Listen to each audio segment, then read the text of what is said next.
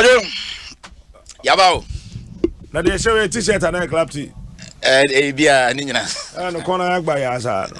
Nyere. O ka gba ya de na ka bibi fufuro. Bizawana.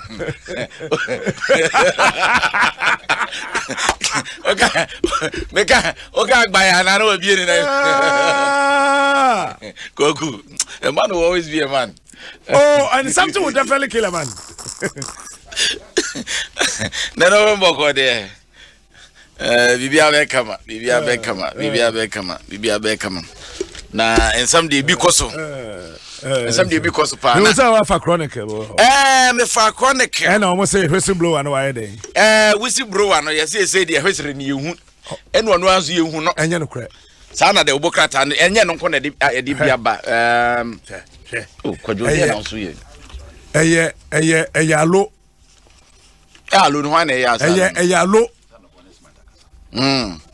Alo. Debut. Almost what disappear. What disappear wa hin? It made me disappear. Me who disappear. Nipa na ye kana se nipa ye kana se your police di. And on call retirement. Onwui. Onyare. Wana nam ha obi ehu no. Okwa adwuma. Oh. And then the chronicle the worker I was saying, Galamsey whistleblower disappears. Sure. After grueling interrogation by police and military panel. Bomboa. Oh. Hey. Che. Asem we wo hu. Enkofo bi sheche pese omo ye gu na nado ani masere. Na nado kra minim de nti ono so ko slow sa no. Minim de nti o ko slow. Okuslo.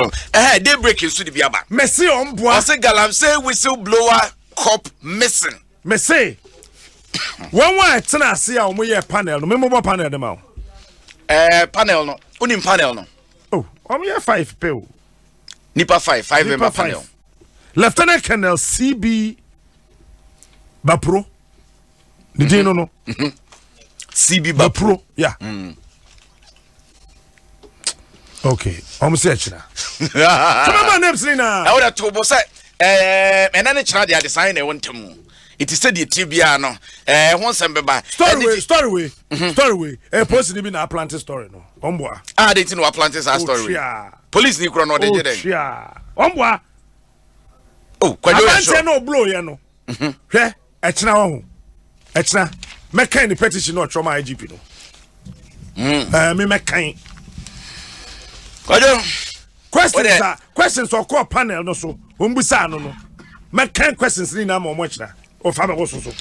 Kwajo, ya kwa no man no makuro mai nan kwa cha nwini prebu. Okay. Unse ochina se di tibia nfa be wo so. Adan.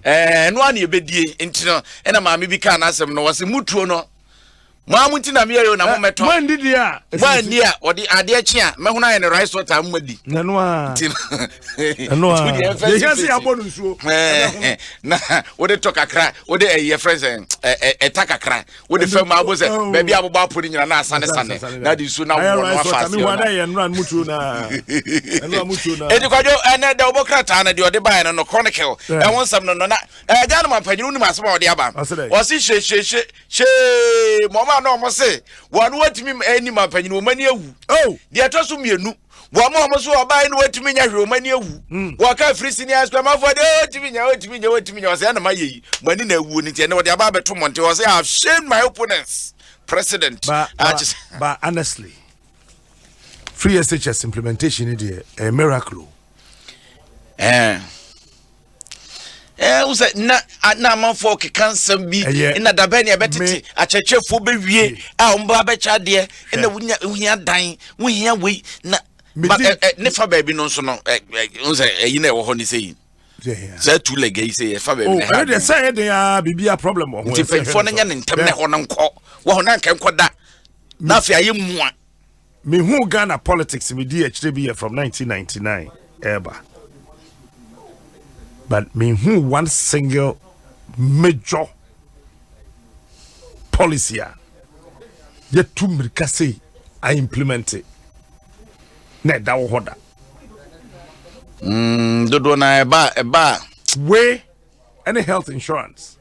Any two major social intervention policies are Ghana enya eba boom na ka ho na kwadwo said the car health insurance asemi me bom paye se wensu fa amanyosem kowuram na afa ebewi ase ye di enim abato no Ghana fo na ekoto ye nya adwuma wo isi akache ye nya nyankopon memetiwe menya bosom na menye komfo ena menye oyi ye friend say wodifo na my peteta krema wo say asomasi na edi nkunim ana wo benten na mom emfa wo ne baby aba no beto bia na se ye de a free senior high school ye man nka ho o na se o mumionu na o mo pete so ye man nka ho ehunu bi penti na abo asrewa wojeje ne baagura no ayi nani ato nchen onim se na no ho kwadwe enko enim yen sisi adan ne ntem na yenyi double tracking en fe ho ehun hia ya de se ye hwe ne ehun hia na o ma panyin dada John Dramani Mahama yesi okọ Western North okoto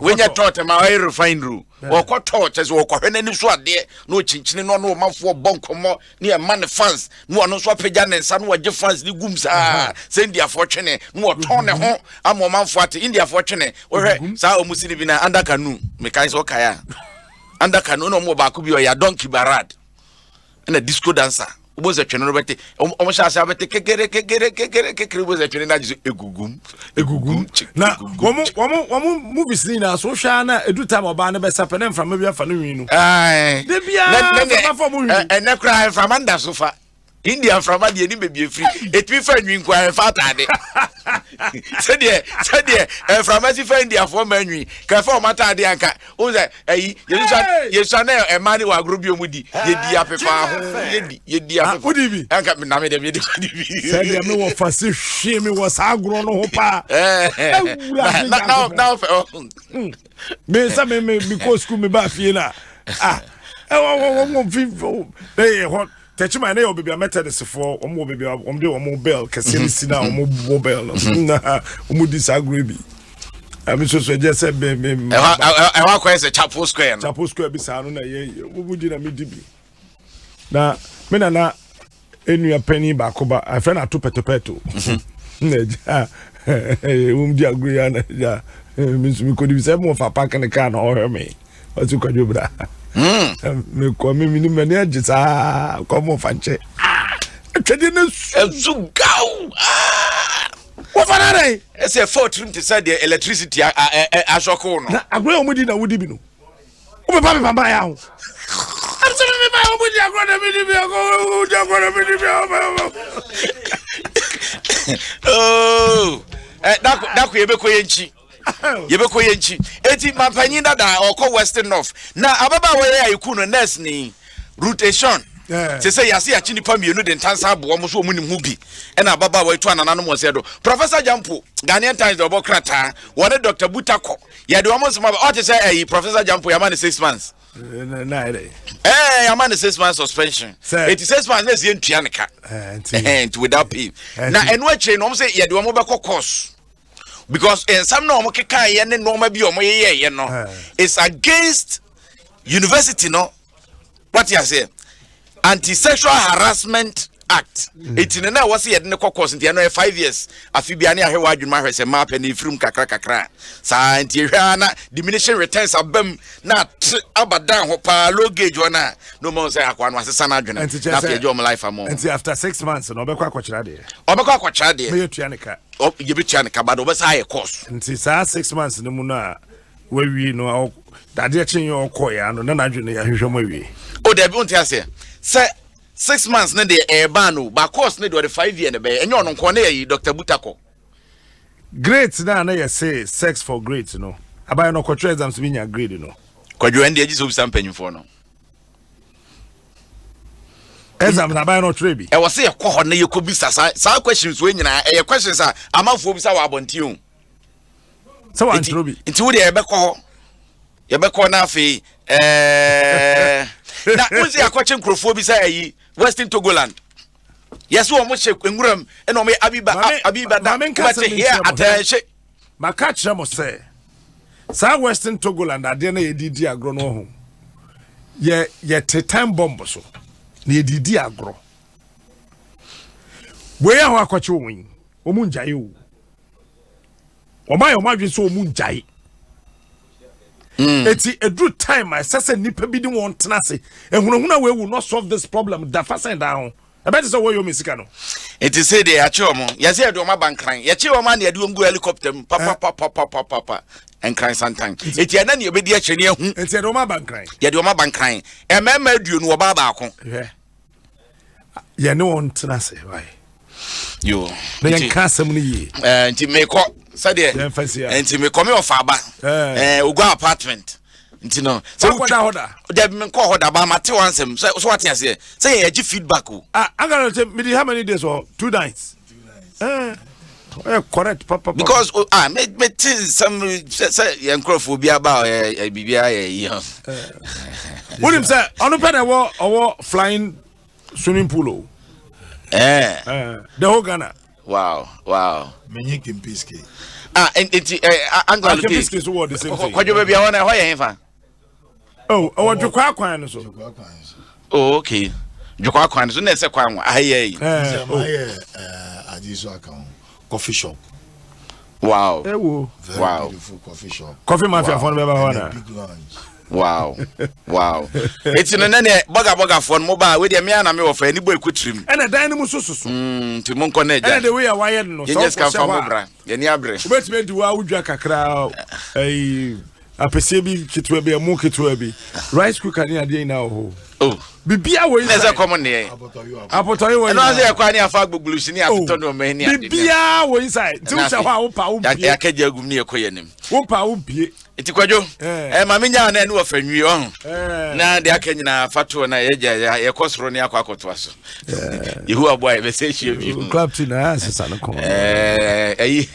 club team na ne ko na asesa no ko no ebusa fa no pay ne Mr James Latte di nkomo ewo fidie sofa Gizzard na bae no o kan se eniama no omo clear free habo ho ewo 5th match wa free se wa kwhwe krate ni mu no January ni mu mom na omo clear January enye match na omo clear eniama no be drew Ghana December ni mu na January ni mu na omo clear free habo ho ntino 10 times so say the way FM ya ba si anafe akalote abedru na ya